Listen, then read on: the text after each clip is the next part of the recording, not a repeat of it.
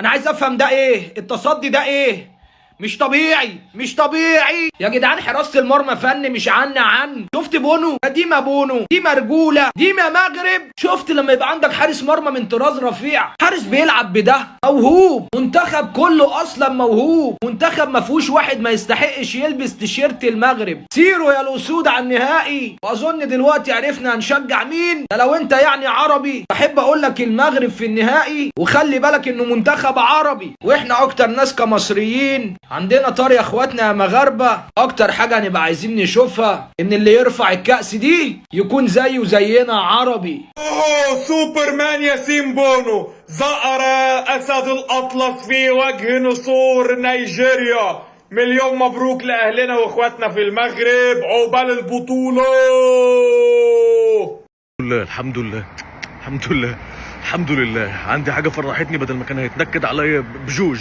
الحمد لله الحمد لله. فوز المنتخب المغربي ووصوله للمباراه النهائيه. الحمد لله. بطننا وجعتنا من المباراه دي، بطني وجعتني، وانا كان قبلها بطني وجعاني من ماتش مصر اللي ما شفتش فيه هجمه لمصر ده. فالحمد لله فوز المنتخب المغربي. كل اللي كانوا بيشجعوا نيجيريا وكانت نيجيريا من عيلتهم النهارده هيناموا زعلانين. الحمد لله الحمد لله هننام احنا فرحانين. والمغرب بالمناسبه يعني كان ليه ضربه جزاء وما اتحسبتش عشان الناس بتاعت لقجع وضربه الجزاء والبينالتي وكده. مبروك علينا الحمد لله ومبروك. وان شاء الله في المباراه النهائيه بقى نلتقي مع السنغال ان شاء الله باذن الله باذن الله اللقب مغربي. يلا يا عناوي حطها عناوي، حطها عناوي. تفرق قوي لما تسجل اول ركله. انواتشو شوطها في وش الجماهير يا انواتشو يا ولا.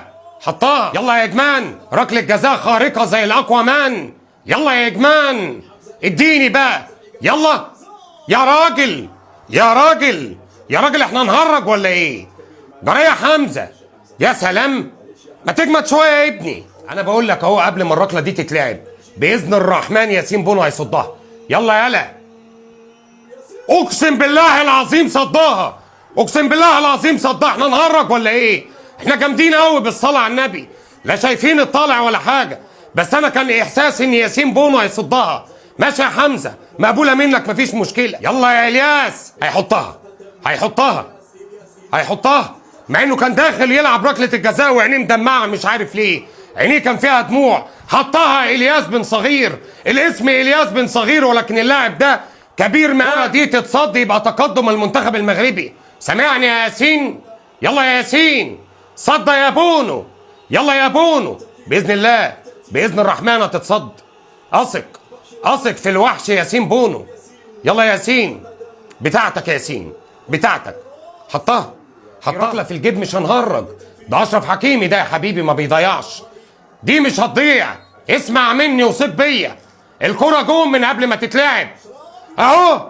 يا سلام، اشرف حكيمي يا عمي، مالك يا بابا؟ يلا يا ولا كلكم اسماءكم شبه بعض، كان في واحد نفس الاسم برضه، اونيا ماتش ده. يلا يا اونيا، يلا يا اونيا، حطها في العارضه يا اونيا. اتصدت من ياسين بونو. مش محتاجين هدايا من حد يا حبيبي، مش محتاجين هدايا من حد. قلب الاسد ياسين بونو. الله، ان شاء الله الركله اللي جاي تخش، وكل سنه وانت طيب. المغرب الى نهائي افريقيا باذن الرحمن بعد غياب 22 سنه. مش هتبقى مصر والمغرب بقى، مش عايزين حد ينكد علينا بقى، عايزين نفرح يا اخوانا بعد اذنكم. كفايه منتخب مصر. يلا يا يوسف، انت امام التاريخ يا يوسف، فرحنا. اوه، صعد المنتخب المغربي، صعد المنتخب المغربي. عملوها اسود الاطلس باستحقاق قبل اي حاجه، باستحقاق يا وليد الركراكي. الى التاريخ يا وليد، الى التاريخ يا وليد. هسط فينال يا وليد، اقولها لك بالاسبانيه. هسط فينال المنتخب المغربي الى نهائي افريقيا عشان يقابل السنغال، واحنا ربنا يعيننا على نيجيريا. بس خليني اقول لك ان المنتخب المغربي النهارده قدم جيم تقيل قوي قوي قوي قدام منتخب نيجيريا. منتخب المغربي ضيع فرص كتير جدا. اسماعيل صبيري، عبد الصمد الزلزولي، ابراهيم دياز، اشرف حكيمي، ايوب الكعبي، التبديلات اللي عملها كمان وليد الركراكي. صلابه دفاعيه من المنتخب النيجيري. الواحد كان متعود واخد بالك ان منتخب نيجيريا هينزل يطبق ضغط عالي. المنتخب المغربي حرمه من كل حاجه وخلاه منتخب يتحول لعبه للتحولات الهجوميه. ومع ذلك وسط الوكالات الترجيح وقدر انه يكسب المنتخب المغربي منتخب نيجيريا من القاهرة الى كازابلانكا الى طنجة الى اكادير الى كل الولايات الموجودة في المغرب. الف الف مبروك، تستاهلوا الفرحة، تستحقوا النهائي، وباذن الرحمن البطولة مغربية. سامعني يا ساديو ماني، البطولة مغربية. شيل يا بونو، شيل يا بونو، شيل يا بونو، شيل. يسعد قلبك يا بونو، يا حبيبي يا بونو، يسعد قلبك.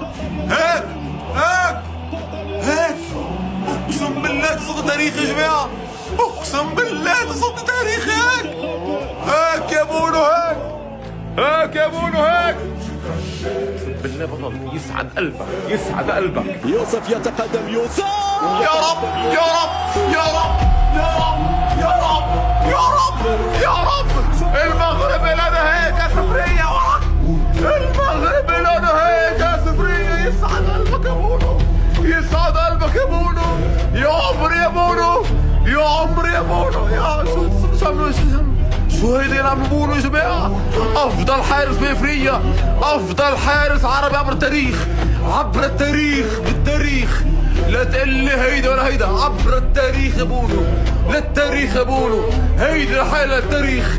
المغرب لنا هيك سفرية، المغرب ديما مغرب، ديما المغرب ديما، المغرب للتاريخ، للتاريخ يا المغرب. الله أكبر. عاد ياسين، عاد ياسين، شوف الريفلكس اللي قام به ياسين بونو، ريفلكس قام به ياسين بونو. المنتخب المغربي يصعد إلى فاينل أفريقيا عن جدارة وعن استحقاق. المنتخب المغربي بيكسب نيجيريا بركلات الترجيح 4-2 ويطير للفاينل عشان يضرب ميعاد مع السنغال، مع أسود الترنجة، أسود الأطلس في مواجهة أسود الترنجة. حقهم ويستاهلوا ويستحقوا. المنتخب المغربي حقه والمنتخب السنغالي حقه. تعالى كده معلش من قبل البطولة واسأل لي أي حد بيفهم كرة وقول له مين أكتر منتخبات مرشحة للبطولة دي، هيقول لك المغرب والسنغال. هي الكرة كده يا جماعة، معطيات ونتائج. معطياتهم أفضل مننا بكتير. المنتخب المغربي والمنتخب السنغالي من قبل البطولة وهم المرشحين للبطولة، فبيوصلوا للفاينل قدام بعض. هي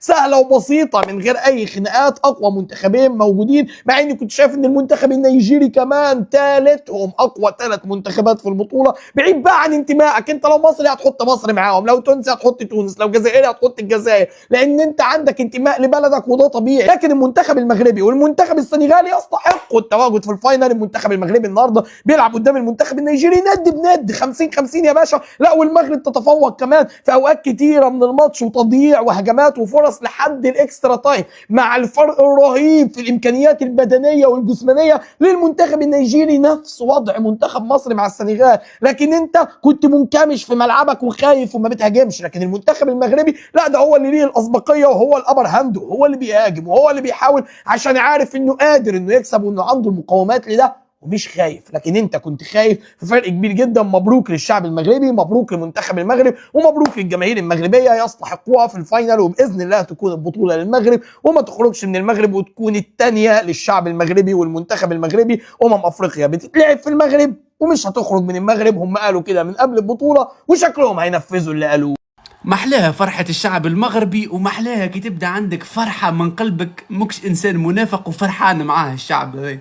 قاسما بالله حاسس روحي اللي انا انسان مغربي، واللي انا معاكم وفارع وشيخ معاكم وانا قاعد في الدار، والجيران باش يطردوني خاطر من قبل نصيح على المغرب. مبروك علينا يا مغاربة، مبروك مبروك مبروك مبروك. كل واحد يكتب لي في التعليقات نجي نتفرج في النهائي ولا ما نجيش. الله اكبر عليك يا بونو. عاجل ورسميا منتخب المغرب يكتسح منتخب نيجيريا بالاداء والاستحواذ وبالطول والعرض. والاكيد بقى واهم حاجه انا عايز اكلمك عليها، انك عشان تكسب بطوله كبيره فانت محتاج حارس كبير. انا عارف ان في ناس زعلانه من وصول المغرب للنهائي، بس خليني اقول لك ان حق منتخب بالبطوله هو المغرب. وانا مش هتكلم، الاحصائيات هي اللي هتتكلم يا معلم. بص اجمالي التسديدات 16 تسديده لتسديدتين، وانا عايزك تقول معايا ما شاء الله النهارده بونو بيحافظ على نظافه شباكه ويكمل الكلين شيت رقم 11 اللي هو اصلا يا جماعه نيجيريا ما جاتش. فمليون مبروك بقى للشعب المغربي اللي اتحارب كتير في البطوله دي، وان شاء الله البطوله في المغرب. إلى رشيد المغربي مربي الدجاج وخالد العليان السعودي. يبعد قلبي ما حدا حاليا بيحبوهم المغاربة أكثر من كنتوا الاثنين. فيا بعد قلبي احنا غلطنا غلطه وجايين عليكم. فيا بعد قلبي والله ما حدا منكم ممكن يضطر الوضع ويصلح بيننا غيركم.